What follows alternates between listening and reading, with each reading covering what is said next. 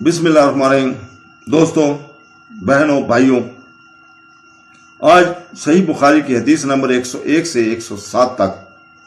بیان کی جا رہی ہے۔ بخاری صاحب 101 حدیث میں فرماتے ہیں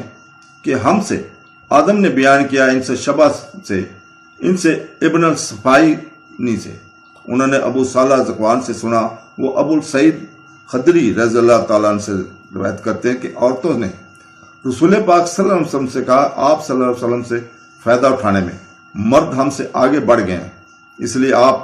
اپنی طرف سے ہمارے واعظ کے لیے بھی کوئی دن خاص مقرر فرما دیں۔ تو آپ صلی اللہ علیہ وسلم نے ان سے ایک دن کا وعدہ فرما لیا۔ اس دن عورتوں سے آپ نے ملاقات کی اور انہیں واعظ فرمایا اور مناسب احکام سنائے۔ جو کچھ آپ صلی اللہ علیہ وسلم نے ان سے فرمایا تھا، اس میں سے بات بھی تھی کہ وہ جو کوئی عورت تم میں سے اپنے 3 لڑکے آگے بھیج دے گی تو وہ اس کے لیے دوزخ سے پناہ بن جائیں گے۔ اس پر ایک عورت نے کہا، اگر 2 بچے بھیج دیں؟ آپ صلی اللہ علیہ وسلم نے فرمایا، ہاں، اور 2 کا بھی یہ حکم ہے۔ 102 میں بخاری رحمۃ اللہ فرماتے ہیں، مجھ سے محمد بن بشار نے بیان کیا، ان سے اظہر نے، ان سے شعبہ نے عبد الرحمن بن اسانی کے واسطے سے بیان کیا، وہ ذکوان سے، اور وہ ابو سعید سے، اور ابو سعد خدری رضی اللہ تعالیٰ عنہ رسول پاک صلی اللہ علیہ وسلم سے یہی حدیث روایت کرتے ہیں۔ اور دوسری سند میں عبد الرحمن اسبانی کہتے ہیں کہ میں نے ابو حازم سے سنا، وہ ابو ہریرہ سے نقل کرتے ہیں کہ انہوں نے فرمایا کہ ایسے 3 بچے جو بھی بلغت کو نہ پہنچے ہوں۔ تو دوستو، 103 میں صحیح بخاری کے روا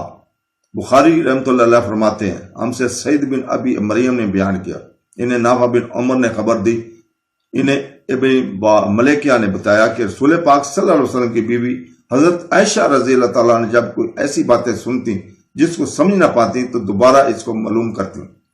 تاکہ سمجھ لیں۔ چنانچہ ایک مرتبہ نبی کریم صلی اللہ علیہ وسلم فرمایا کہ جس سے عذاب لیا گیا اسے عذاب کیا جائے گا۔ عائشہ رضی اللہ تعالیٰ فرماتی ہیں کہ یہ سن کر میں نے کہا، کیا اللہ نے یہ نہیں فرمایا کہ عنقریب اس سے آسان عذاب لیا جائے گا؟ رسول پاک صلی اللہ علیہ وسلم نے فرمایا کہ یہ صرف اللہ کے دربار میں پیشی کا ذکر ہے، لیکن جس کے حساب میں جانچ پڑتال کی گئی سمجھو وہ غلط ہو گیا۔ 104 میں رحمۃ اللہ علیہ فرماتے ہیں، ہم سے عبداللہ بن یوسف نے بیان کیا، ان سے لیت نے، ان سے سعید بن ابو سعید نے، وہ ابو تشریح سے روایت کرتے ہیں کہ انہوں نے عمرو بن سعد والی مدینہ سے، جبکہ وہ مکہ میں ابن زبیر سے لڑنے کے لیے فوجیں بھیج رہے تھے، کہا کہ اے امیر، مجھے آپ اجازت دیں تو میں وہ حدیث آپ سے بیان کر دوں جو رسول پاک صلی اللہ علیہ وسلم نے فتح مکہ کے دوسرے دن ارشاد فرمائے تھے۔ اس حدیث کو میرے دونوں کانوں نے سنا اور میرے دل نے اسے یاد رکھا ہے، اور جب رسول پاک صلی اللہ علیہ وسلم یہ حدیث فرما رہے تھے تو میری آنکھیں آپ صلی اللہ علیہ وسلم کو دیکھ رہی تھیں۔ آپ صلی اللہ علیہ وسلم نے پہلے اللہ کی حمد و ثنا بیان کی، پھر فرمایا کہ مکہ کو اللہ نے حرام کیا ہے، آدمیوں نے حرام نہیں کیا، تو سن لو کہ کسی شخص کے لیے جو اللہ پر اور یوم آخر پر ایمان رکھتا ہو جائز نہیں ہے کہ مکہ میں خون ریزی کرے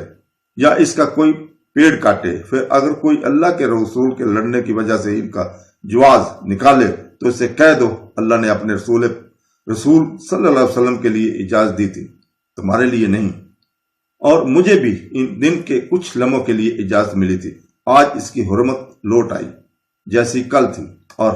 حاضر غیب کو یہ بات پہنچا دے۔ یہ حدیث سننے کے بعد راوی حدیث ابو شریح سے پوچھا گیا کہ آپ کی یہ بات سن کر عمرو نے کیا جواب دیا؟ کہا یوں کہ اے ابو شریح، حدیث کو میں نے اس سے زیادہ جانتا ہوں، مگر حرم مکہ کسی خطا کار کا یا خون کر کے اور فتنہ پھیلا کر بھاگ آنے والوں کو پلا نہیں دیتا۔ 105 میں بخاری رحمۃ اللہ علیہ فرماتے ہیں، ہم سے عبداللہ بن ابو وہاب نے بیان کیا، ان سے حماد نے ابو ایوب کے واسطے سے نقل کیا، وہ محمد سے اور وہ ابن ابی بکرہ سے روایت کرتے ہیں کہ ایک مرتبہ ابو بکر رضی اللہ تعالیٰ عنہ نے رسول پاک صلی اللہ علیہ وسلم کا ذکر کیا۔ آپ صلی اللہ علیہ وسلم نے یوں فرمایا، تمہارے خون اور تمہارے مال، محمد کہتے ہیں کہ میرے خیال میں آپ صلی اللہ علیہ وسلم نے کا لفظ بھی فرمایا، یعنی اور تمہاری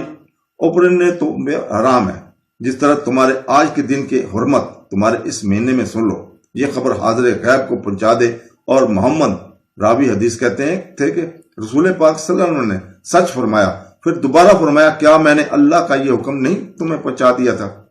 106 میں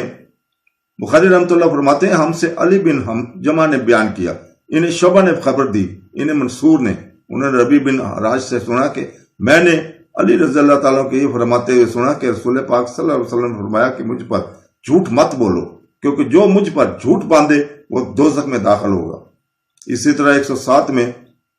بخاری رحمۃ اللہ فرماتے ہیں ہم سے ابو ولید نے بیان کیا، انہوں نے کہا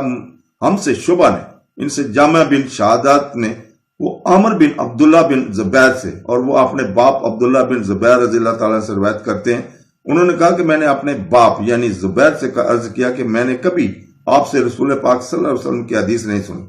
جیسا کہ فلاں فلاں بیان کرتے ہیں، کیا میں کبھی آپ سے الگ تھلگ نہیں رہا، لیکن میں نے آپ کو یہ بھی فرماتے ہوئے سنا ہے کہ جو شخص مجھ پر جھوٹ باندھے گا وہ اپنا ٹھکانہ جہنم میں بنا لے گا۔ تو دوستو،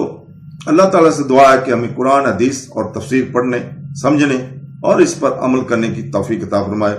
آمین ثم آمین۔ اللہ حافظ۔